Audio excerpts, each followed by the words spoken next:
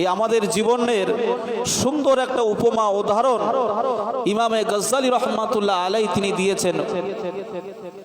তিনি বলেন যে একজন ব্যক্তি জঙ্গল দিয়ে হাঁটতে হাঁটতে চলল, হঠাৎ করে দেখতে পেল জঙ্গল থেকে একটা বাঘ একটা সিংহ সেই মানুষটা তাড়া করছে।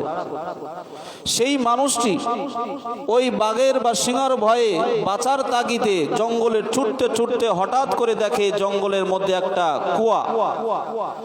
সেই কুয়ার ভিতরে বাঁচার তাগিদে ঝাঁপ মারার জন্য চিন্তা ভাবনা করছে, এমনই তো অবস্থায় দেখে কুয়ার পাশে দড়িও রয়েছে। আমরা জানি কুয়া থেকে পানি তোলার জন্য ব্যবস্থা থাকে দড়ি এবং তার সাথে সাথে বালতিও বাঁধা থাকে। সেই ব্যক্তিটা করলো কি, ওই দড়িটা ধরে কুয়ার ভেতরে ঝুলে পড়লো। নিচে চলে যাবে কিন্তু নিচে যেতে পারছে না।